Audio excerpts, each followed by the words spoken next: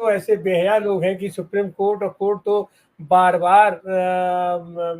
वो संज्ञान लेता है, बार बार टिप्पणी करता है, लेकिन इन लोगों को टिप्पणी से तो कोई मतलब है नहीं। ये लोग तो अपने स्तर से जो इनको करना रहता है उनको करना ही रहता है, वो अपना करते रहेंगे। अब हम चलते हैं खीरी लखीमपुर, वहाँ से आते हैं हमारे शशांक यादव जी। वहाँ पर भी जिस तरीके से हुआ, सीधे सीधे किसानों को कुचल दिया गया, उनके ऊपर बुलडोजर के कहीं कुछ नहीं रहा, और वो गृह मंत्री हमेशा तक बने रहे, अंत तक बने, जब तक कि जनता ने उनको उनको नहीं हरवा दिया। तो ये जो सुप्रीम कोर्ट ने इस पर संज्ञान लेकर के टिप्पणी दी है, और आगे आने वाले दिनों में, अभी तो तारीख उन्होंने दिया है, तो आपको क्या लग रहा है इस फैसले के बारे में, इस टिप्पणी के बारे में? अनम्यूट कीजिए, अनम्यूट कर लीजिए जी। सभी पैनलिस्ट को नमस्कार। और मैं अभी सलीम साहब ने बहुत डिटेल में बातें रखी हैं, तो उस लीगल एस्पेक्ट पर तो कोई गुंजाइश है ही नहीं, उनकी सारी बातों से मैं सहमत हूं। लेकिन एक चीज मैं और महसूस कर रहा हूं कि जो इस तरह के एक्शन हैं, जो हमारे यहाँ फिल्मों में एक वो सिंघम वाला कैरेक्टर दिखाया गया कि कहीं पर कोई कानून जरूरत नहीं है और ताकत के दम पर ही जो है वो कानून के ऊपर दरोगा हो जा रहा है, कानून के ऊपर सरकार हुई जा रही है, और जो इस तरह का ग्लैमराइजेशन है वो जनता के बीच में कहीं ना कहीं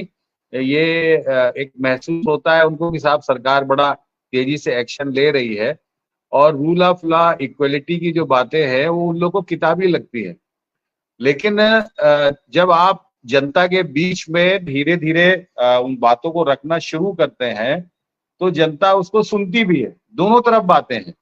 और हम लोगों ने यहाँ पर इन्हीं सब चीजों को खीरी में जैसे कि आपका किसानों वाला कांड हुआ, या यहाँ पर भी दो एक जगह घरों के गिराने वाला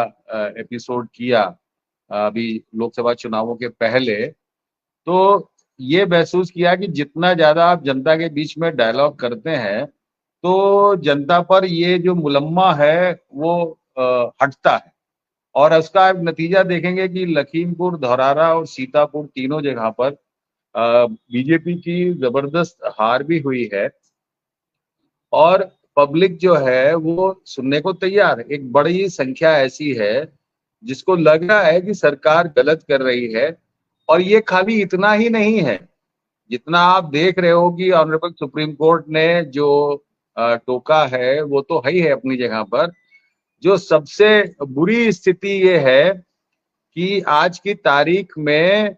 आदमी अपनी बात कह भी नहीं पा रहा है, पुलिस में कंप्लेंट्स लिखी नहीं जा रही हैं,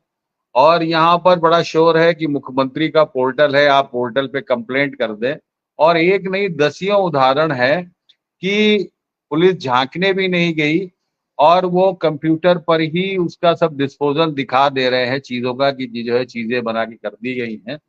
या फिर कहीं पर अगर वादी इंसिस्ट कर रहा है तो उसको जबरदस्ती दबाव बनाकर सुलह कराने की वो कोशिश की जाती है ताकि कंप्लेंट को वो आगे ना बढ़ाए। तो पब्लिक के बीच में बड़ा क्लियर कट मैसेज है कि ये सरकार अपनी कमियों को छुपाने के लिए ताकत का इस्तेमाल कर रही है, और ये ताकत अब काफी नंगे स्वरूप में सामने आ रही है। यहाँ पर लोकल लेवल की अगर आप बात करो तो कई घटनाएं ऐसी हुई हैं कि जिसमें यहाँ तक कि जो सत्ताधारी दल के नेता हैं उन्होंने ओपनली जो है खनन को लेकर अगर किसी ने शोर मचाया तो उसके खिलाफ एफआईआर, किसी ने खनन का मैटर किसी पत्रकार ने लिखाया तो उसके खिलाफ एफआईआर, और प्रोटेस्ट करने की जहां नौबत आई तो तुरंत एफआईआर करना शुरू कर देते हैं। मैंने तो पिछली बार आपको एक बार आंकड़ा भी दिया था कि योगी सरकार में एक स्टेज ये आई थी